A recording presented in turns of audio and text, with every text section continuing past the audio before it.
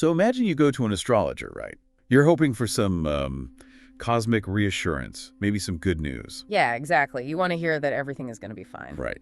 But they pull up your chart, take this really sharp intake of breath, and tell you that Jupiter-like, the planet of ultimate luck, boundless wisdom, divine grace, is mathematically engineered to be the absolute ruin of your life. Wow.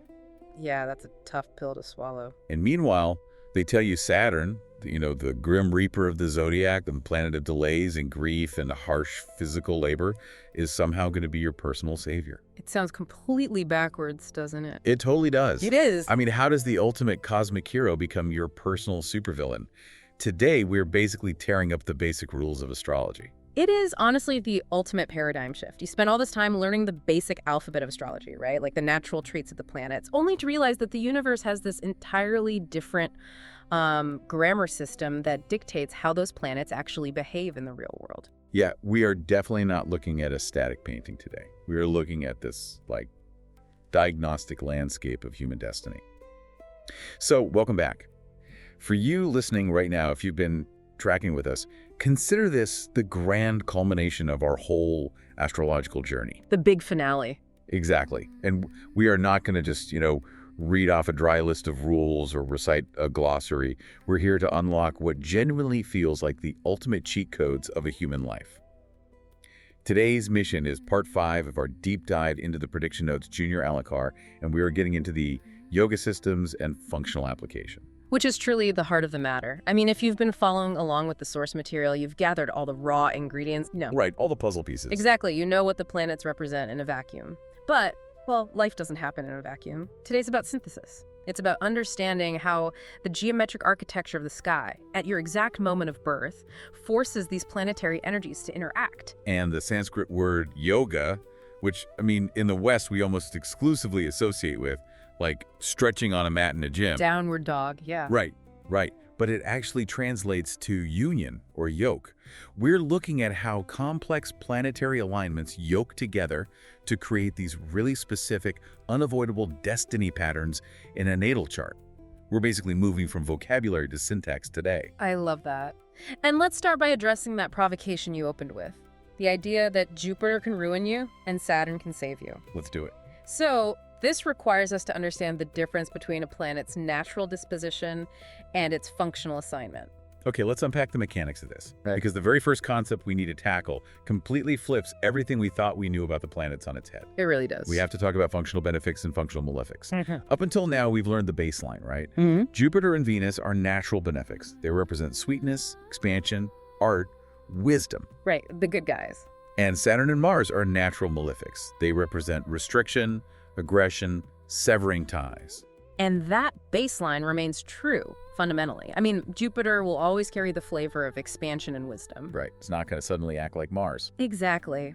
But the source text introduces a massive caveat here. Planets are not uniformly good or bad for everyone. Their functional job-like, what they are actually trying to achieve in your specific life, depends entirely on one single geometric factor. Which is your rising sign, your loggia. Yes, your loggia changes everything. This is where I want to use an analogy because this concept just blew my mind when I first read the notes. Let's think of the planets as Hollywood actors. Okay, I like where this is going. So imagine Tom Hanks, right?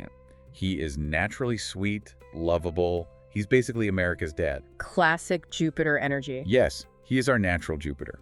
You expect a Tom Hanks character to be helpful and kind, but if Tom Hanks is cast in this gritty crime thriller to play a ruthless, villainous mob boss, he's going to act like a villain in that specific movie. And he might be a particularly terrifying villain because he brings that natural disarming charm to the role of a killer. Exactly. He uses his Jupiter charm to run a protection racket or something. The movie is your birth chart. His role is determined by the houses he rules based on your rising sign. Right. The script he's given. Yeah. So a naturally sweet planet cast in a villainous role will systematically bring conflict into your life. While a naturally harsh actor, let's say Danny Trejo, our Saturn, could be cast as the heroic bodyguard who actually saves your life. I really love that analogy because it perfectly illustrates the mechanics of house rulership. I mean, the sign rising on the eastern horizon the exact moment you were born, your lagna sets the entire stage. It's the casting director. Exactly. It dictates which zodiac sign falls into which of the 12 houses. And because each planet rules specific zodiac signs, your lagna dictates which houses every planet is in charge of managing. So the source text gives us the strict casting rules for this cosmic movie. Let's break down the rules of how planets get cast as heroes or villains. First, we have the lords of the trikona houses, the 1st, 5th, and 9th houses. Right, so the trikonas are the trines, forming an equilateral triangle in the chart. The text refers to these as the Dharma trikon. The 1st house is the self, the physical body. Okay, makes sense. The 5th house is intellect, creativity, and merit carried over from past lives. And the 9th house is fortune, higher purpose, religion, and the father. These houses basically represent pure, unadulterated purpose and divine grace. So the rule is, whoever rules these 3 houses for your specific rising sign becomes an ultimate functional benefic. Like, they are the absolute heroes of your chart. Yes, exactly. No matter who they are naturally, if they manage a trikona, their mandate is to help you. Correct. Their agenda is always growth, luck, and protection. Now, let's look at the functional villains. The text calls these the Trishaday Lords, the rulers of the 3rd, 6th, and 11th houses. Okay, let's dig into why these houses turn planets into villains. Because the 6th house, that makes sense to me. Right, it's the Ari Bhav. Yeah, the house of sickness, debt, litigation, open enemies. If a planet's job is to deliver your debts and diseases, obviously it's a functional malefic. But the 3rd and the 11th, the 11th is the house of income and gains. Why is the planet of income a bad guy? That is a phenomenal question, and it really goes to the deep philosophy of Jyotish. The 3rd, 6th, and 11th houses are known as upachaya houses, houses of growth over time. I think growth sounds good, though. It does, but that growth comes through immense friction. The 3rd house is raw, relentless effort, competition, and just mild, constant struggle. It's like pushing a boulder up a hill. Ugh, exhausting. Exactly. And the 11th house, while it represents income, is fundamentally the house of unearned desires, greed, and the endless treadmill of wanting more. Oh, I see. Yeah, astrologically, the 11th lord is a greedy planet. It makes you restless, competitive, and never satisfied. So while you might get money, the 11th lord really disturbs your peace to get it. That makes so much sense. It's the difference between the 9th house of fortune, which is just like pure, graceful luck falling right into your lap, and the 11th house, which is scratching and clawing for market share. Exactly, the hustle culture house. Yes. So the lords of the 3rd, 6th, and 11th are your functional malefics. Even if it's our Tom Hanks Jupiter, if he rules your 6th house, he's basically bringing charismatic enemies to your door. Right. Then we have the neutral players, the Kendra lords. These are the 4th, 7th, and 10th houses. The 1st is also a Kendra, but we already counted it as a trikona, the ultimate benefics. So the remaining Kendras are the 4th, which is home and mother, the 7th, marriage and partnerships, and the 10th, profession and public image. Correct. And the text notes these act as neutrals. But why neutral? Because the Kendra houses are the pillars of the chart. They are the structural, load-bearing walls of your physical life. They require constant maintenance and objective action. Okay, so they're busy houses. Very busy. The rule in the text is that planets ruling these houses actually lose their natural extremes. A natural malefic, like Mars ruling a Kendra, becomes less malefic because its aggression is, channeled into building a career or maintaining a home. Oh, it gives them a job to do. Exactly. And a natural benefic like Venus becomes less benefic. It has to stop lounging around eating grapes and actually manage a partnership. They just do the job of the house without a lot of extra emotional baggage. Unless they are influenced by others. Which brings us to the final category here, the impressionable neutrals, the lords of the 2nd, 8th, and 12th houses. The text literally calls them impressionable. What is the mechanical logic there? Well, the 2nd house is accumulated wealth and speech. The 8th is suddenness, trauma, and longevity. The 12th is loss, expenses, and isolation. The lords of these houses just don't have a strong, independent agenda. So they just follow the crowd. They are highly reactive. They take on the nature of whoever they associate with or whatever sign they are placed in. If the 2nd lord sits with a functional benefic in a good house, it acts like a benefic and grows your wealth. And if it sits with a bad guy? If it sits with a functional malefic, it acts like a malefic and drains your bank account. They are really the followers of the zodiac. Okay, we need to make this concrete for the listener because there are a lot of moving parts here. Let's walk through the actual tables provided in the text and build a hypothetical case study. Yeah. Let's look at the very first sign of the zodiac, Aries Lagna. Okay, Aries. So if you were born with the energetic ram rising in the east. Let's map out the geometry for our Aries rising. Mars rules the first house, the ascendant itself. Mars also rules Scorpio, which falls in the 8th house for an Aries. Right, and the 8th house is one of those difficult ones. It is generally difficult, yes.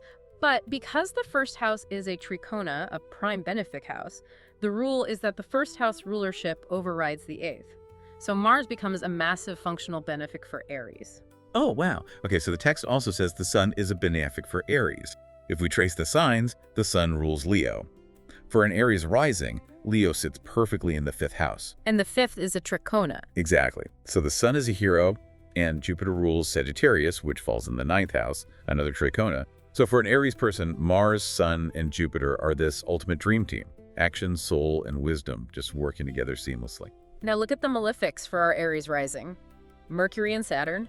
Wait, why those two? Let's trace it. Mercury rules Gemini and Virgo.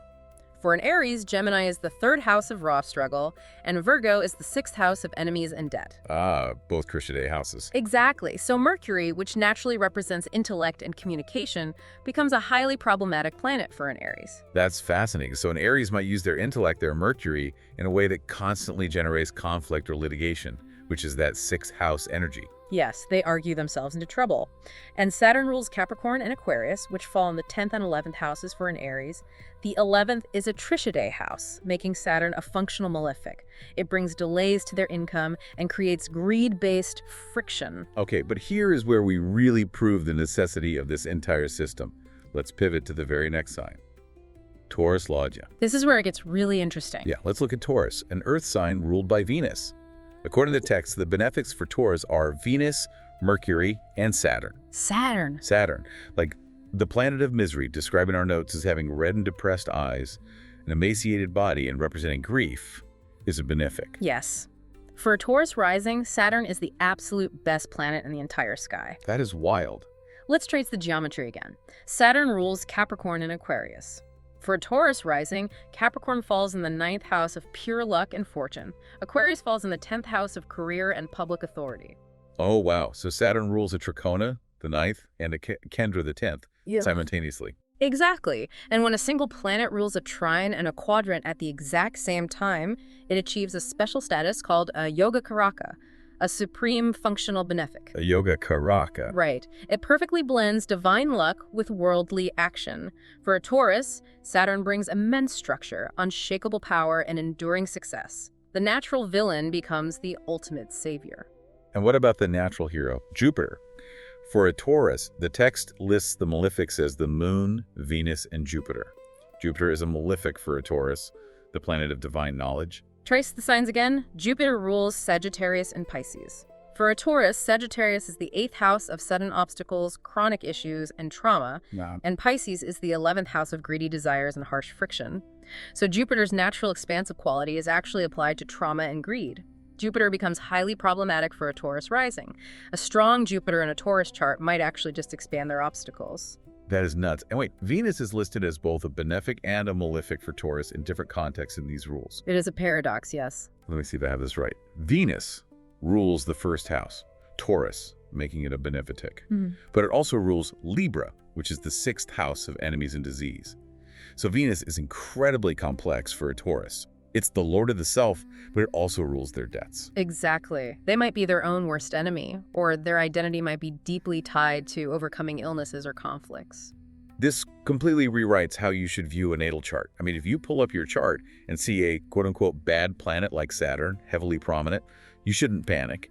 If you are a Taurus or a Libra rising, that Saturn is trying to build you an empire. Absolutely. And you shouldn't get overly confident about a quote-unquote good planet like Jupiter until you know its functional job. You really have to know what role they were cast to play. That is the whole secret. I love this. It adds so much nuance. So, like, a functionally weak Jupiter might actually be a massive blessing if it's the ruler of your 6th house of disease.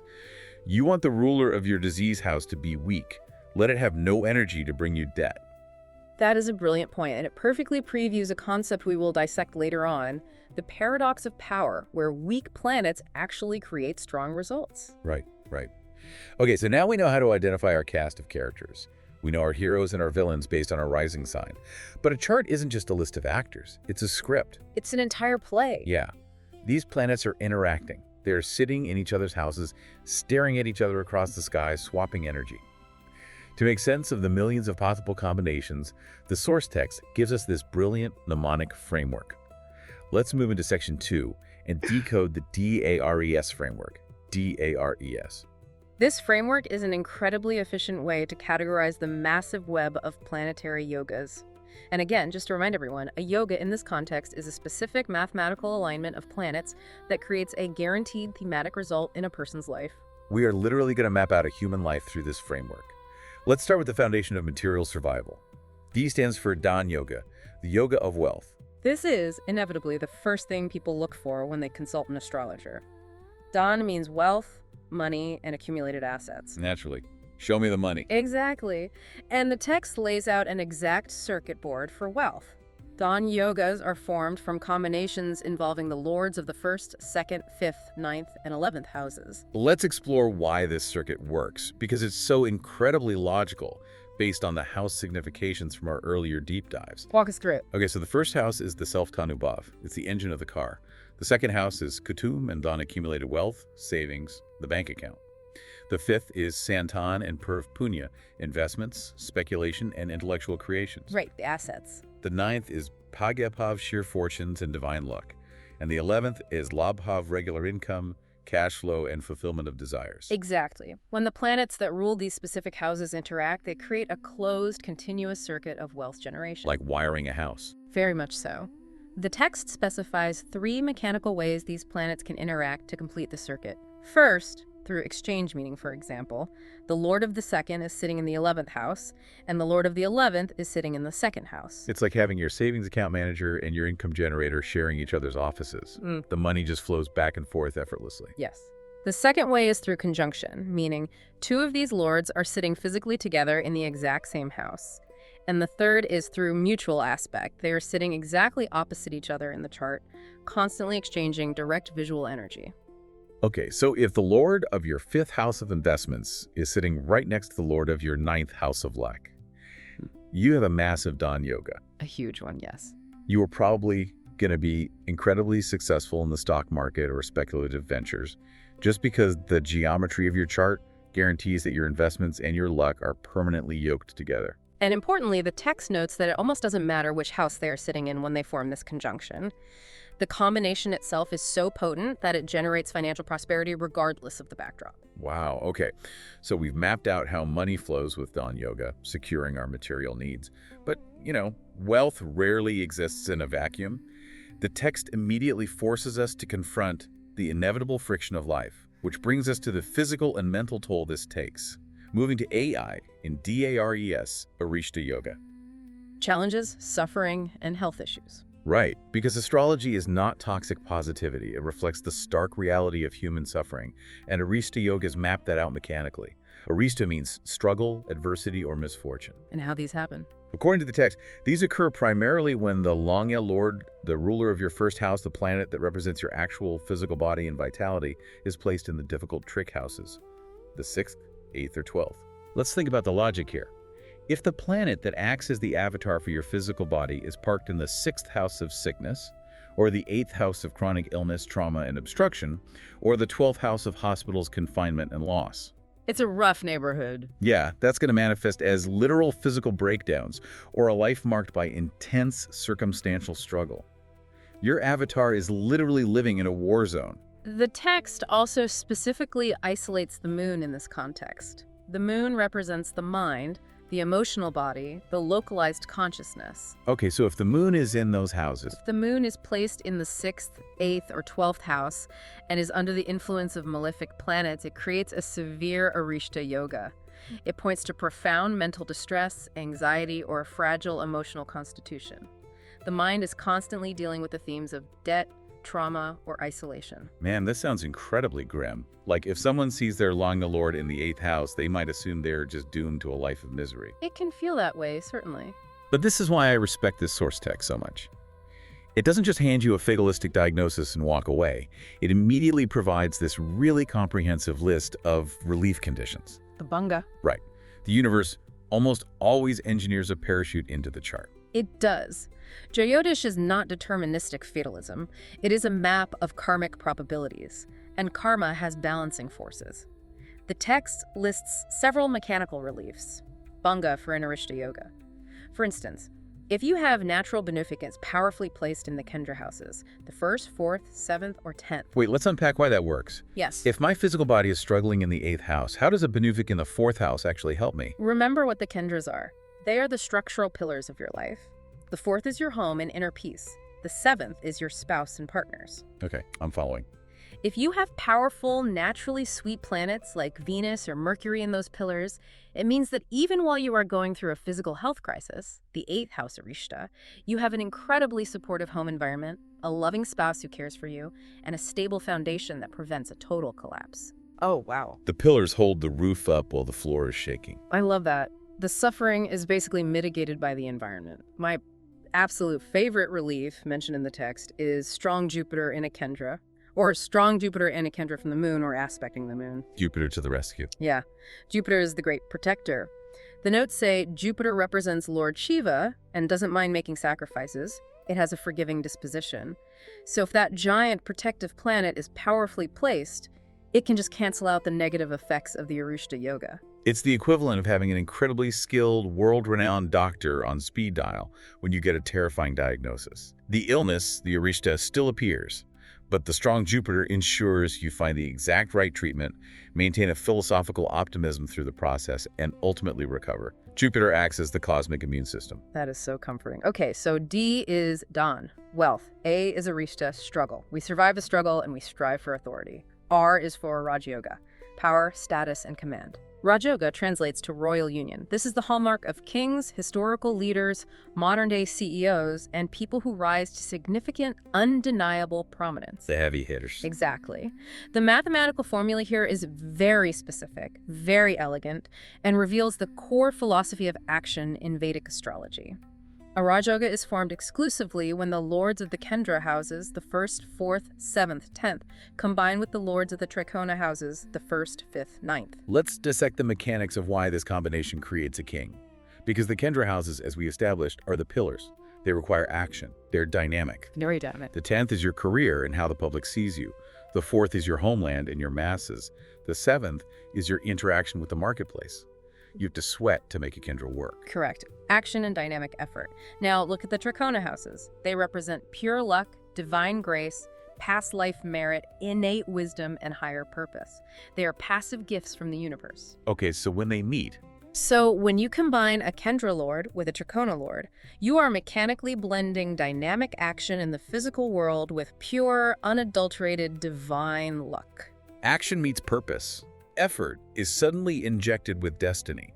Like, if you just have action, the Kendra, you are a hard worker who might never get a lucky break. Right, you're just spinning your wheels. And if you just have luck, the Trikona, you might be a wealthy heir who sits on the couch and achieves nothing of substance. But when they combine, that is what creates a Raj Yoga. The text lists all the possible combinations. The 4th Lord sitting with the 5th Lord, the 7th Lord aspecting the 9th Lord, but the pinnacle, the absolute highest Raj Yoga mentioned, is the combination of the 9th Lord and the 10th Lord. Because the 9th is the ultimate house of luck, Dharma, and the 10th is the ultimate house of career, Karma.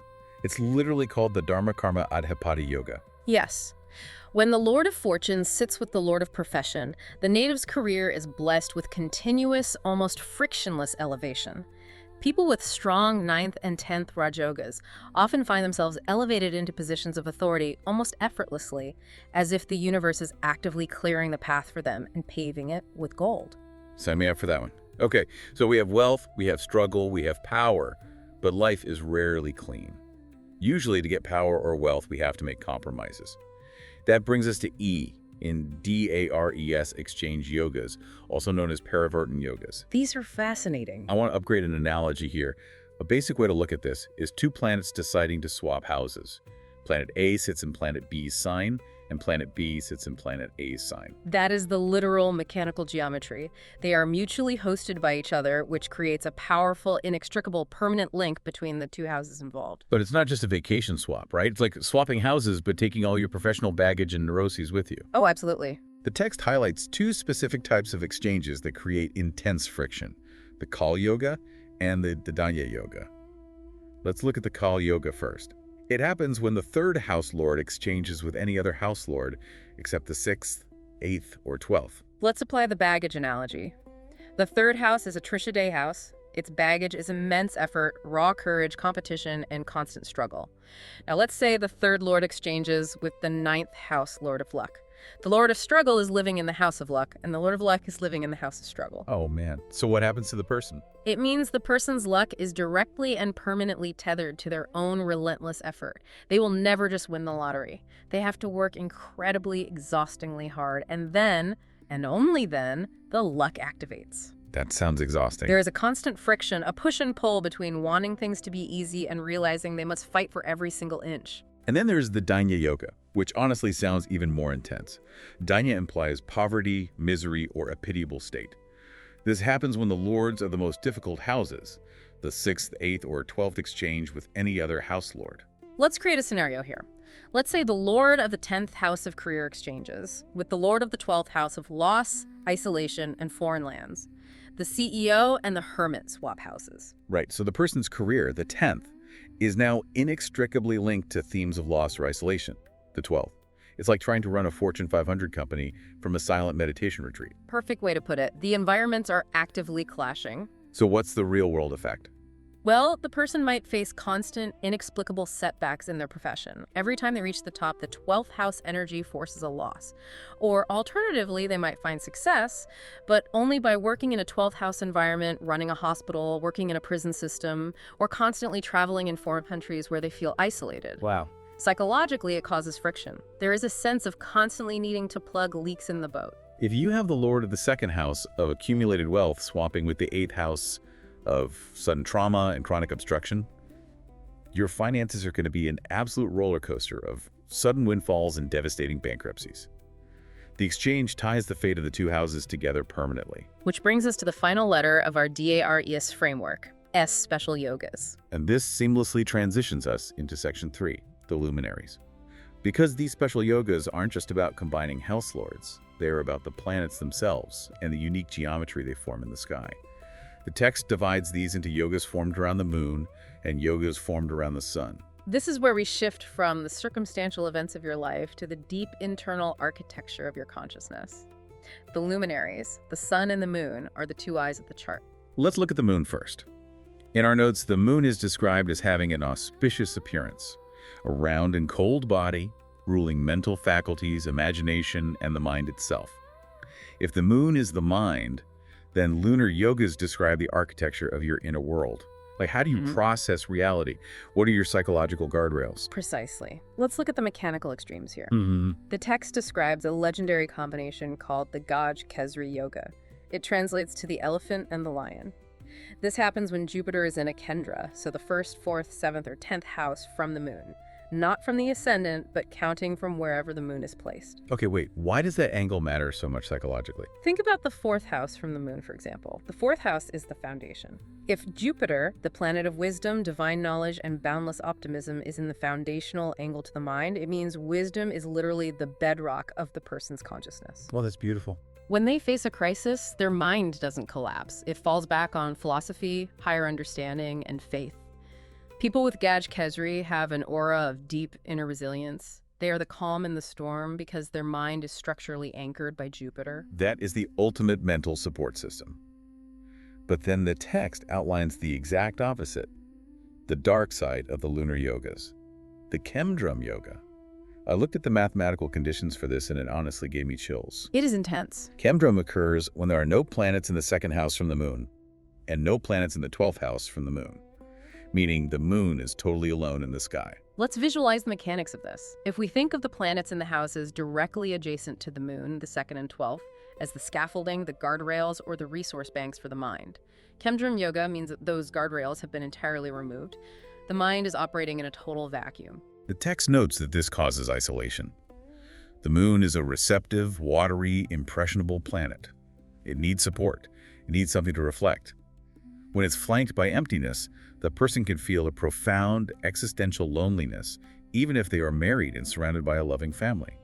They might struggle to find internal emotional resources when under stress. But again, Jyotish requires us to look deeper. Chemdram doesn't mean you will fail at life. In fact, many highly successful, deeply independent people have this. Really? Oh. Psychologically, their success is achieved feeling like they have to rely entirely on themselves. There is a stark, almost painful independence born of necessity. The mind is a lone wolf. Contrast that void with the flanking yogas the text mentions. Sunfa, Anfa, and Dudara. These are the exact opposites of Chemdram. In Sunfa Yoga, you have planets, other than the sun or the nodes, in the second house from the moon. The second house represents resources, savings, and speech. So mechanically, the mind has a toolbox it can readily reach into. Anfa Yoga is when planets are in the 12th house from the moon. The 12th house is the subconscious, the past, the hidden reserves. This gives the mind deep intuition and subconscious support. And Dudara Yoga is the psychological jackpot planets flanking the moon on both sides in the 2nd and the 12th. The mind is fully supported, heavily resourced, and well guarded. The emotional constitution is robust and basically bulletproof. While the lunar yogas define your internal emotional landscape, the text then shifts to the sun. The solar yogas define your external projection. How does your ego operate in the world? How do you assert your authority and lead? Our notes describe the sun as the king, representing the soul, self, ego, confidence, and authority. It awakens the thirst for spiritual life. The first solar yoga I want to talk about is Buddha D2 Yoga. This happens when the sun is conjunct Mercury, sitting right next to it in the same house. It is astronomically a very common yoga, actually, as Mercury is never far from the sun in the physical sky, but its functional effects are profound depending on the house it occurs in. Let's look at the mechanics. The sun is the soul, the burning core identity. Mercury, according to the text, represents intellect, data, wit, grammar, logic, and the capacity to use words with meaning. When they sit together, the intellect, Mercury, is literally illuminated and fueled by the soul, the sun. Powerful combination. It creates brilliance, analytical power, and incredible communication skills. The ego is fully invested in intelligence. Just like the moon, the sun also has flanking yogas, Veshi Yoga, Voshi Yoga, and Upachari. The principle is identical to the lunar scaffolding, but applied to the ego. Having planets in the second house from the sun, Veshi provides tangible resources for the ego to draw upon. Got it. Planets in the 12th from the sun, Voshi, provides subconscious scaffolding for leadership, and planets on both sides, Upachari, mean the ego is well supported, balanced, and capable of sustained benevolent authority. Which brings us to Rajyogas Yoga. Jupiter sitting with or opposite the sun. The king, the sun, is directly engaged with the guru, the minister of wisdom, Jupiter. Mechanically, the ego is checked by ethics. It gives a regal, dignified, and highly moral disposition. People trust them instinctively. This raises an important bridge to our next topic. We've talked about the internal mind and the projecting ego. But what about the specific, undeniable traits of character, the raw personality archetypes that define a person's entire trajectory? That brings us to the planetary titans. Section 4. The Great Personalities. The text calls them the Panchmahapurush Yogas, the 5 great personalities. These are arguably the most prestigious and recognizable yogas in all of Vedic astrology. They are, and they occur when specific non-luminary planets, so Mars, Mercury, Jupiter, Venus, or Saturn, are placed powerfully in a Kendra house. Let's review the parameters. They have to be in the 1st, 4th, 7th, or 10th house. And not just placed there casually, they have to be in their own sign, their Mool Tricon sign or exalted. Let's define Mool Tricon organically for a second, because we didn't cover that explicitly. If a planet's exaltation sign is its luxury vacation home, where it's at its absolute peak happiness, and its own sign is its comfortable living room, what is Mool Tricon? Mool Tricon is the planet's corporate office. Oh, nice. Yeah, it's the specific sign where the planet gets down to serious business and executes its core mandate with maximum efficiency.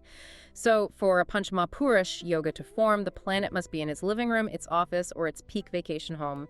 And D, it must be placed in a Kendra, the active, dynamic pillars of the chart. So it has to be at peak operational capacity in the most dynamic houses of the chart. When a planet achieves this status, it ceases to just be a part of the person. It becomes the person. It defines their entire archetype. Let's break them down methodically, translating the archaic descriptions in our text into modern scenarios. First up, Mars. The notes describe Mars as having blood-red eyes, a thin waist, a strong body, bright as burning fire. The army chief, representing raw courage, weapons, and determination. When Mars forms its great personality Yoga Ruchak Yoga, it creates a person of immense commanding presence. But in the modern world, this isn't necessarily a guy walking around with a broadsword. How does Ruchak Yoga translate to, like, a modern boardroom? In a modern context, Rajyoga Yoga is the hostile takeover specialist. It's the pioneer who sees an impossible market and attacks it aggressively. They have an unstoppable drive to conquer obstacles. They don't just face conflict, they lean into it and organize it. They are the ultimate commanders and athletes. Next is Venus. The notes describe Venus as having a charming and splendorous physique, beautiful eyes, curly hair, the planet of beauty, art, diplomacy, and the 64 art forms. A powerful Venus in a Kendra creates Malavya Yoga. These are the cultural architects, the top-tier artists, designers, and diplomats. Malavya bestows an aura of luxury and magnetic charm. In a modern sense, this is the person whose mere presence brings harmony to a chaotic negotiation. Ah, the ultimate diplomat. Exactly. They understand the fundamental value of aesthetics, relationships, and presentation. They conquer the world through charm, not force. Then we have Saturn. Dirty, impure, short-tempered, indicator of misery and physical labor. But also the planet of endurance. When Saturn forms Sash Yoga by being strong in a Kendra, how does that translate? I mean, it doesn't just make them a super miserable person, right? Right, exactly. It takes Saturn's ultimate quality endurance and makes it their defining superpower. These individuals have massive organizational power, structural authority, and the ability to outlast any opponent. They are the architects of long-lasting institutions. Okay, give me a modern example. In the modern world, this is the person who spends 30 years slowly building a global logistics empire, brick by boring brick, while everyone else is chasing get-rich-quick schemes. They understand time, discipline, and the reality of hard work. I really love that reframe. Okay, Jupiter. Big body, voice resembling a lion, intelligent, learned in Shastras, the advisor and guru. A strong Jupiter in a Kendra forms Hamsa Yoga. Hamsa means swan, a symbol of purity and the ability to separate milk from water discrimination. Hamsa Yoga creates pure wisdom and deeply philosophical leadership. These are the spiritual leaders, the great judges, the academic titans who operate strictly on moral principles. They are the moral compass of any room they walk into. Finally, Mercury. Attractive physique, speaks sweetly, strong skin, representing data, journalism, logic, wit. This forms Padra Yoga, intellectual genius, and unmatched communication. People with Padra Yoga can process information at light speed. They are the master networkers, the tech visionaries, the brilliant analysts who can talk their way into or out of anything. Their superpower is sheer data processing and adaptable communication. Okay, I have to push back here, representing the listener. Go for it. If I look at my chart and I have one of these Panchmahapurush Yogas, so I have a Rajyoga Yoga or a Hamsa Yoga, I just guaranteed an easy, famous life. Can I just sit on the couch and wait for my greatness to be delivered by Amazon Prime? That is the most common and dangerous misconception in astrology. Remember where these yogas are mechanically formed? They are formed exclusively in the Kendra houses, the 1st, 4th, 7th, and 10th, the quadrants. And what do the Kendras represent? Action, dynamism, friction with the physical world. Yes, a Panchmahapurush Yoga provides you with the ultimate set of tools, gives you a diamond-tipped drill, but you still have to wake up at 5 a.m., go into the mine, and drill the rock yourself. Right. The placement demands action. The universe provides the archetype, but the native still has to build the house. Greatness requires great effort. If you sit on the couch, the energy stagnates. The tools are there, but the sweat equity is still required. That makes perfect sense. Okay, now I want to move into a concept that I think is the most mind-bending, counterintuitive part of this entire text. We are moving to section 5, the paradox of power. Vipreet Rajyogas. Oh, this is a good one. If the Panchmahapurush Yogas are about achieving greatness through inherent strength and tools, the Vipreet Rajyogas are about achieving immense greatness through absolute devastating crisis. It's the mathematical rule of double negatives in astrology. Let's look at the Dasthana houses again, the Trikbhav, the 6th house, the 8th house, and the 12th house. These are universally considered the trash cans of the chart, the most difficult areas of life. Exactly.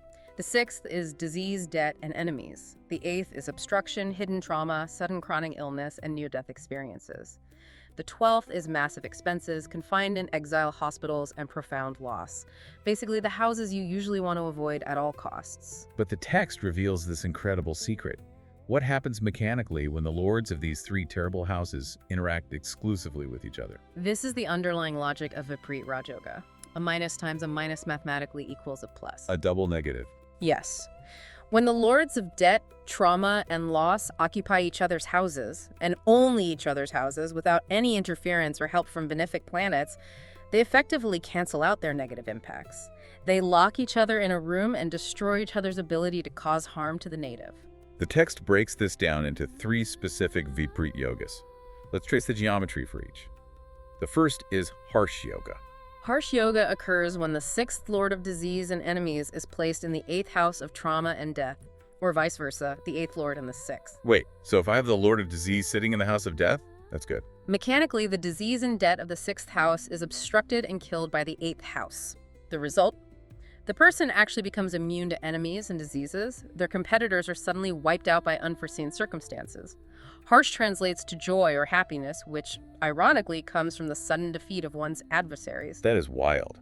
Then we have Saral Yoga, the 8th lord of trauma and of the 12th house of loss, or vice versa. Here, the sudden traumas and hidden obstructions of the 8th house are dissolved by the 12th house of loss.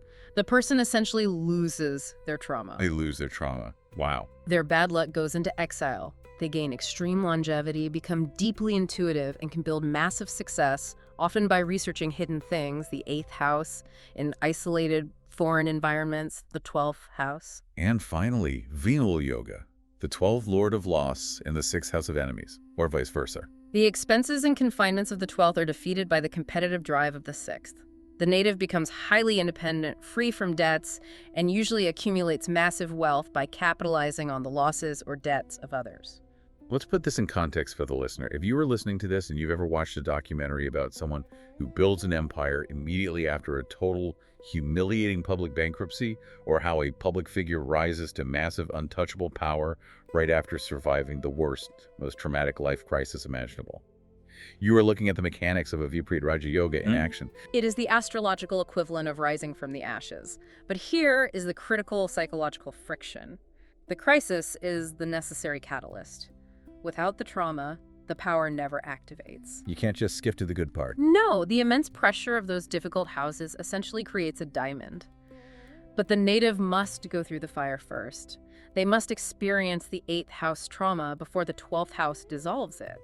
It is an unexpected rise to power born out of a chaotic void. It's beautiful and terrifying all at once. It means your darkest moments are mathematically designed to be the launch pad for your greatest victories. And this leads us perfectly into our final section, which expands on this theme of redemption. Section 6, Rising from the Ashes. We're going to look at the ultimate underdog story in astrology, Neechbhanga Raj Yoga. If Vipreet Yoga is about bad houses canceling each other out, Neechbhanga Yoga is about bad planetary states being rescued. We know from the text that planets have degrees of exaltation, where they are at their absolute strongest, like a king on a throne.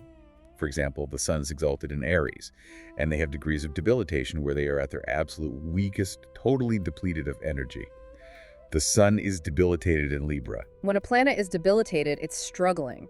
It lacks the dignity to execute its agenda. It's a withered branch on the tree. But Jyotish has a built-in mechanism for cancellation. Neech means debilitated, and Bhanga means cancellation. If certain precise geometric conditions are met in the chart, the weakness of the debilitated planet is completely canceled and violently flips into immense surging power. It becomes a Raj Yoga. I want to spend real time on this because the text methodically walks through 7 exact conditions of rescue. If even one of these is met, the underdog wins. Let's go through them because they show the sheer mechanical genius of this system. Okay, hit me. Rule number 1. The debilitated planet is in a Kendra, 1st, 4th, 7th, 10th from the moon. Let's break down the why. Why does the moon rescue it? The logic here is that the moon represents the mind, the localized consciousness. The Kendra houses are the foundational pillars. If a physically debilitated planet is leaning on the pillar of the native's emotional resilience, the mind refuses to let the planet fail. Mind over matter. Exactly. Imagine someone born into extreme physical poverty, a debilitation, but their mind is so structurally strong and resilient that they simply will their way out of it. The psychological scaffolding props up the physical weakness. Rule 2. 2 debilitated planets are mutually aspecting each other, staring at each other across the sky. It's the 2 weak kids in the schoolyard teaming up. By seeing each other's mutual struggle, they create a resonant frequency that cancels the weakness of both. They look at each other and say, "We have nothing to lose, let's fight." They motivate each other out of the gutter. Okay, Rule 3 says the planet is exalted in the Navmansha, the D9 chart. I've heard this term thrown around, but mechanically, what actually is a D9 chart? Are there 9 of them? Yeah. Is it a separate sky? That is a brilliant question. The main chart, the D1, is a macro snapshot of the sky at your exact minute of birth. But the ancient seers figured out a mathematical way to slice the... You got it. On the surface, the person looks like they are failing. That's the surface debilitation. But because the D9 is exalted, there is an invisible, inexhaustible well of inner strength. Eventually, that root system pumps enough water up to the withered branch, and the branch suddenly bursts into bloom. The inner strength eventually overrides the outer weakness. It's a sleeper agent of success. Rule 4. The lord of the sign where the planet is debilitated is in a kendra from the moon. Let's use an analogy here. The dispositor. Yes, the dispositor is simply the landlord of the house the planet is sitting in. If your sun is debilitated in Libra, Venus is the landlord because Venus rules Libra. If a planet is debilitated, it means it's living in a broken, leaky apartment. It has no resources. But if the landlord, Venus, is in a position of power, a kendra from the moon, it means the landlord has the resources to fix the apartment. The tenant is struggling, but the landlord is wealthy and capable, so the landlord props up the struggling tenant and fixes the roof. Precisely. Rule 5. An exalted planet sits right next to the debilitated one in the same house. This is direct physical rescue. A billionaire sitting next to a bankrupt person paying off all their debts. The exalted planet's aura is so bright and powerful, it completely subsumes and cancels the debilitated planet's weakness. Rule 6. The lord of the sign where the debilitated planet would be exalted is in a kendra from the Lagna or the moon. Okay, this one is a bit of a mental gymnastics routine. Let's trace it carefully. The sun is debilitated in Libra. Its exaltation sign is Aries. Aries is ruled by Mars. So if Mars is in a powerful kendra, the sun's debilitation is canceled. Why? Because the planet that represents the weak planet's ultimate ideal state of perfection, Mars, is in a powerful position. It acts as a beacon, pulling the weak planet upward towards success. It's like having a highly successful mentor who embodies everything you want to be, actively pulling you up the ladder. And finally, Rule 7. The debilitated planet is aspected by its debilitation lord. Going back to the landlord analogy, the landlord, the ruler of the sign, is keeping a direct, watchful eye on the struggling tenant. That direct visual attention and accountability forces the planet to behave and perform despite its inherent weakness. The landlord is basically saying, I see you struggling, get it together. I love these rules because they prove, mechanically, that a debilitated planet is never a lost cause. It's a literal setup for an incredible comeback story. Before we wrap, the text quickly notes environmental yogas, the Kartari yogas. Kartari means scissors. Yes, this is about what surrounds a house, the neighborhood it lives in. If a house is hemmed in by natural benefics in the 2nd and 12th from it, meaning the house is directly on either side, it forms Shubh Kartari. The house is protected, cushioned, and uplifted by good energy. But if it's hemmed in by malefics, say Saturn on one side and Mars on the other, it's Pop Kartari. The house is restricted, squeezed, and pressured. It's caught in the scissors. It reminds us that context is everything. A strong planet in a house surrounded by Pop Kartari will struggle to express its strength. The neighborhood is too rough. And to end our list of yogas, the text reveals what has to be the rarest alignment, the Mahagya Yoga, the Great Fortune Yoga. This involves gender, the time of birth, and the exact signs of the ascendant sun and moon. It requires extreme cosmic synchronicity. For a male, they must be born during the day, and their Lagna, sun, and moon must all fall in odd-numbered signs like Aries, Gemini, Leo, etc. Odd signs are masculine, fiery, and airy. Day birth is solar.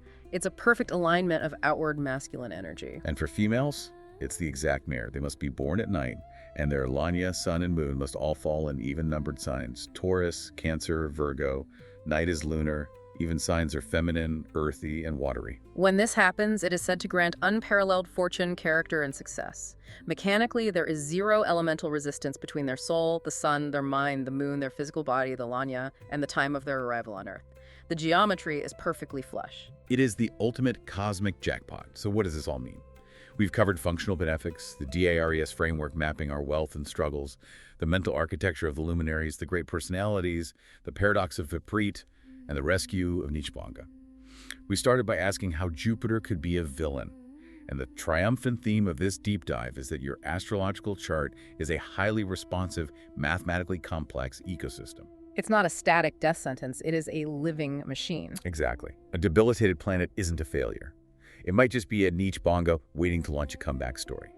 A scary 8th house lord might not ruin you. It might form a Vipreet Raj Yoga to save you and build your empire out of the ashes. The villains can become heroes, and the heroes can become villains depending entirely on the unique yoke, the yoga of your specific life.